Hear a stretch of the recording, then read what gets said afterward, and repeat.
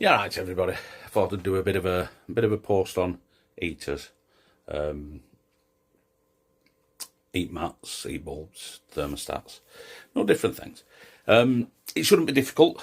People find it difficult because there's too much information, too much wrong information. Then they overload you with different things that you don't need to know.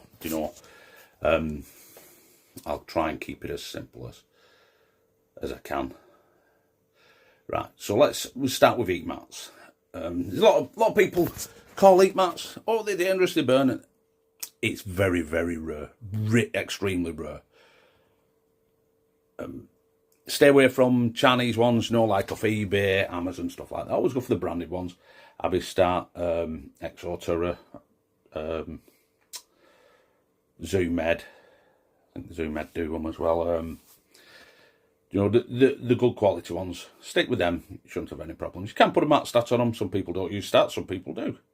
They don't really warm up the enclosure. They give a warm spot on the surface of the floor, and your animal, your snakes generally, what they're good for. Certain lizards, nocturnal animals, they are really good for. They're quite a more natural heat source because nocturnal animals will come out late on as the sun's dropping, and they'll get their heat. I mean, some do come out bask through the day, but they'll get their heat off rocks what have got residual heat in them. Roads, they lie on roads, a lot get run over because of it. They lie on roads, getting the heat out of the road. What's been left over, from the day from cooking in the sun. So that's how heat mats work. So you'd only have, you never go more than a third of the size of the enclosure. So if you had a 3-foot enclosure, a 1-foot heat mat is perfect. Even a 4-foot or 1-foot heat mat will do in a 4-foot enclosure, depending on the size of your animal. As long as your animal can lie on it and get nice and warm and transfer the heat into its body, they're perfect. There's a lot of people, some will argue heat mats are bad, some argue that overhead heating, heat lamps and ceramic heaters are bad. Most people don't know what they're talking about, so better off not listening to them. So yeah, them are good. If you want to put a mat stat on them, then that's perfect. Anything up above a mat stat won't recognise there's anything plugged in because of the low wattage of an heat mat. So say you get a 12-watt heat mat and you put a 300, 600 watt on-off thermostat, then that thermostat's not going to recognise it because it needs an heat source above, I think it's 45 watts or somewhere around there. So if you put anything on that's less than that, it's not going to recognise it. So that's why you have a mat stat, which will recognise the low wattage devices. Generally, the mat stats are on-off stats, so I've not seen any watts aren't on-off stats, but you never know. There's always new things coming out.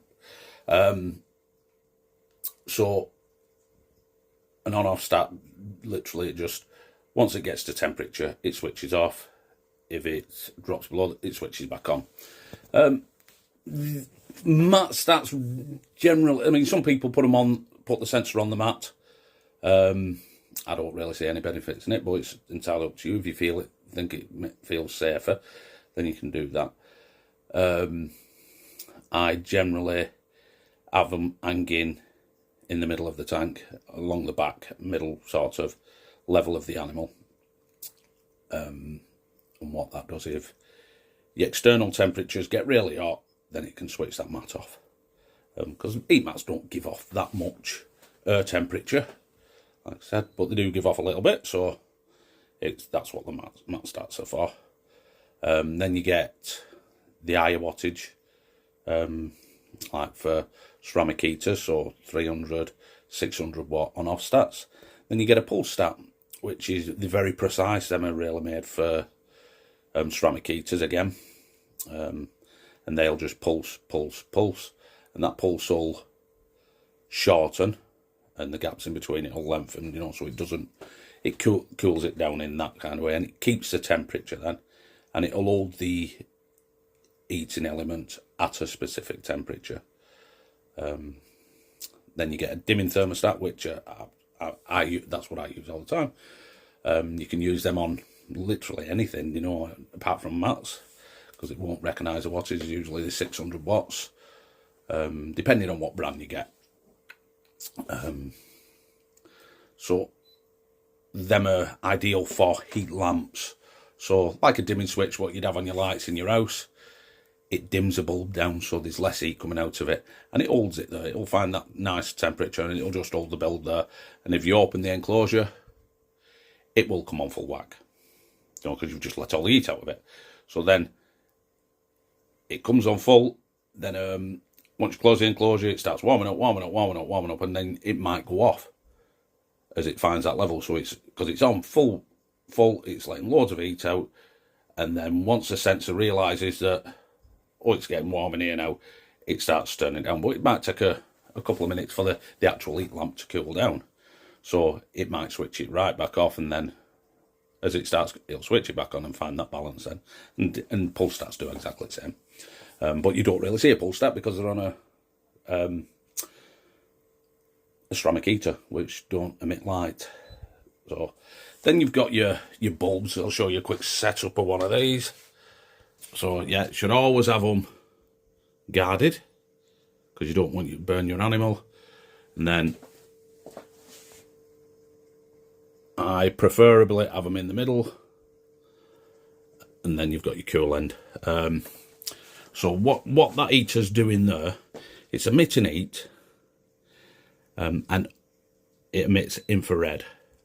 All, not because it's a red bulb, because all bulbs, heat lamps, ceramic heaters, they give off infrared heat, no matter what they build. DP projectors give off 3 types of infrared. That one, generally it's 2 types on the other bulbs, but it gives off infrared. So that infrared heat warms up.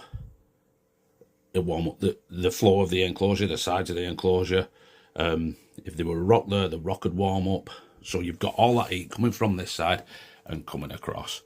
So the reason you have your sensor in the middle and not under there, like some people say, or over that side, where some people say, you want it in the middle. That gets nice and warm. That's your ambient temperature. That's your cool temperature, and they do vary inside, because you've got your infrared heat, you've got vents, you've got different things what create different temperatures. So if you have the sensor in the middle, that's going to have a nice basking area, that's going to be your ambient, and that's going to be your cool. But when you get an hot day, this temperature is going to rise on this side, that's going to detect it, and then that's going to turn that down. If you have your sensor there underneath the heater, then when this other side starts getting warm on a hot day, this isn't really going to feel it. This isn't going to, give you any protection from that. So you can get a bit of a runaway temperature and get it too warm in the enclosure. But if you have it there, that's nice. But if you have it at this end, then you've got to have that set at a cooler temperature. I mean, like I said, cool temperatures don't do them any harm, but it sort of defeats the object of having your basking and your cool end. So if your external temperature has an influence on your internal temperatures, on an hot day, that's going to turn it off too early. So you're going to lose your basking area. And that's why it should always be in the middle end. You have it there, set that temperature. So what we got it in there, it's at 20, so that's about 82 Fahrenheit. And that's my ambient. It's nice and cool, and your warm end. One of the questions I get asked a lot is, why does my animal not go on the heat mat? Why is it always in the cold end? Because that's what they're doing naturally in the wild. Apart from like your beady dragons, animals like that, what like to bash through the day, a lot of reptiles are nocturnal. and there's no sunshine at night time. So what they do, they'll get warm, and that's it. Then they're gone. It's like fueling your car up. So what you do, you fuel your car up, and then you go. You don't go just sit in the petrol station all day.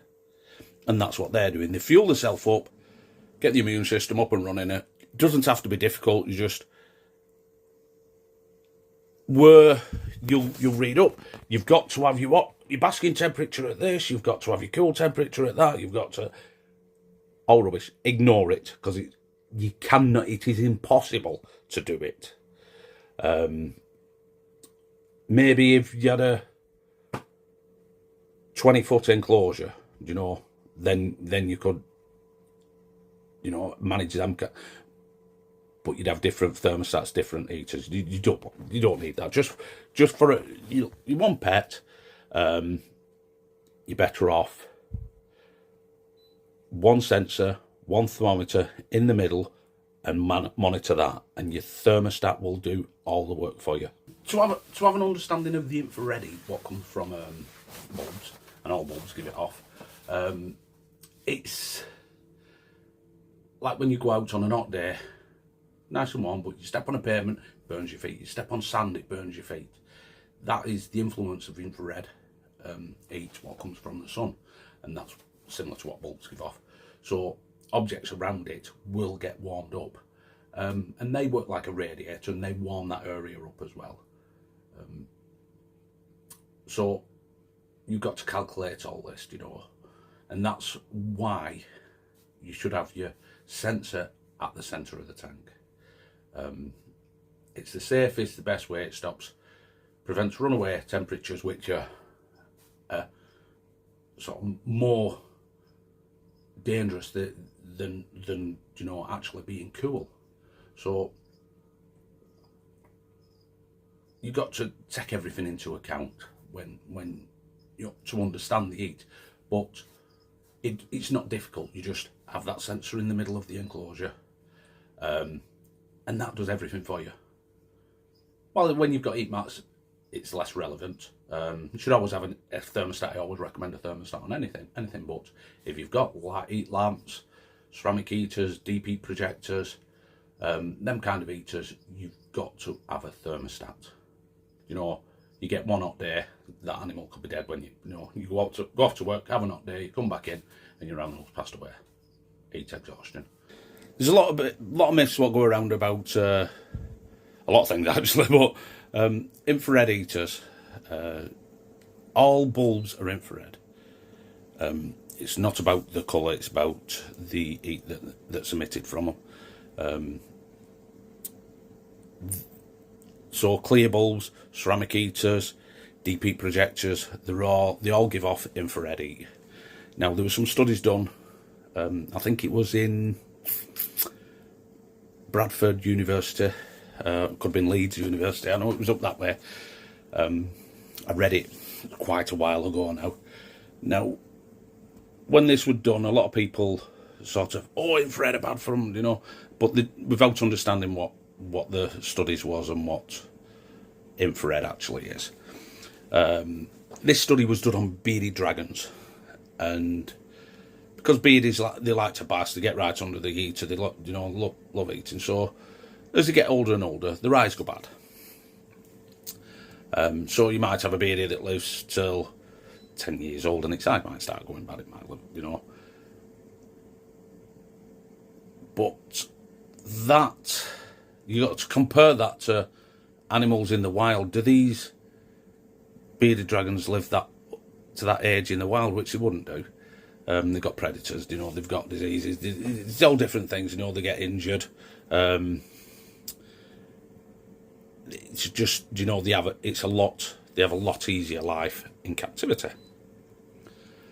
So this study was done on them. So really, I don't know if there was a comparison made to the ones in the wild. It was just a study done on, captive bearded dragons, and what damage were done, how their eyes went as they got older. So they put the studies ended, and it was, they believed, infrared damaged the bearded dragon's eyes, which took over several years. Wasn't immediate. It was done over several years. So, but the comparison's not there. I don't believe they did a comparison to ones in the wild. So they'd have to find a 10-year-old, 8, 9, 10-year-old bearded dragon in the wild to see what its eyes are like. And if that was not, something that naturally occurred in the wild, then they wouldn't live till that. Once its eyes start failing their eyes, I think they'd struggle feeding. They're not like some snakes do really good with no eyes. There's an island where there's a lot of blind snakes on it, and they thrive. So I'm not too sure how they'd survive in the wild, the bearded dragons, but that was really the basis of the study. But bearded dragons, they bask all day. They love getting under that heat and having a good bask. So most reptiles, they don't go under. They spend most of the time in the cool end. So that would be irrelevant to nocturnal animals and animals like that. So yeah, I get quite a few people coming in during when the weather starts changing and start getting these cold nights, and their animals stop feeding, and they're going on Facebook and different places getting the information. Yeah, you've got to turn everything off at night time. So one of the questions I said, the first thing, go right. What's your setup like? So some have heat bulbs, the clear ones. So I said, so you turn that off at night time because you don't want to give them light stress. You want them to have that night time. Yeah, I do that. I says, and then when you go to bed, you turn your heating off at night time. Yeah. -1 last night, and then penny starts dropping. Then like, yeah, it's getting too cold. You need to put a ceramic in or a Red Bull heat mat. Just something that you can keep it, nice and warm during the night times, so they're not getting down to them really low temperatures. That's quite. So, I mean, I've seen people on Facebook. I had one who was telling somebody, I said, just do this. He went, your house should be at this temperature and blah, blah, blah. I said, yeah, but it's not. I turn my heater up. I said, well, you should insulate your house better then. Stupid remarks like, grow up, Many people who give information out on Facebook, really, they have nothing better to do. Then you get the other people who are they're new to the hobby, really excited and keen, and they just want to talk, but they're passing information that they've got from other people, and at the end you'll find out that you've got it off somebody who keeps fish, and they're trying to tell you about a snake. So it's some stuff goes around like Chinese whispers, but anything you see on Facebook, just take it with a pinch of salt. Get advice off somebody who knows what they're talking about. Generally, the people who know and who've been keeping them, like me, I've been keeping them 34 years, thousands and thousands of animals. So I've been there, seen it, done it. Sort of, made the mistakes back in the 90s. So other people won't have to. I actually seen a post in a Facebook group, and Cafe Love come on. If you don't know Cafe Love, then she's like the Queen of Corn Snake. She's what they call the Corn Snake Bible. She wrote it. Now, I seen Cafe Love come on one of the groups, and she gives somebody some advice. Everybody skipped over. Everybody ignored what she said, and they were all talking and arguing amongst themselves. Ignored what. And then they started, yeah, well, you should get this book. It's the Corn Snake Bible. I'm like, God, the person who's wrote it is just there to, she's there. It's like, but that's Facebook groups for you. Don't listen to anything. Don't go in them. Just show your pictures, be nice. Just anything that's said, take it with a pinch of salt. And remember, just because somebody does it one way, it doesn't mean it's wrong. There's different, it's whatever's good for the animal and suits you, you know. Yeah, you get lots of people arguing about heat mats. Eaters should do this, should do that, do this. It's whatever's good for you. Just the only thing I say about heat mats is stay away from the Chinese ones, eBay and whatever you do. Well, I hope I've covered a majority of it there. There's still probably a bit what I missed out, you know. But yeah, I hope you've enjoyed it and found it useful. If you have, just give us a follow, give us a like, and I'll keep posting. All right, catch you all later.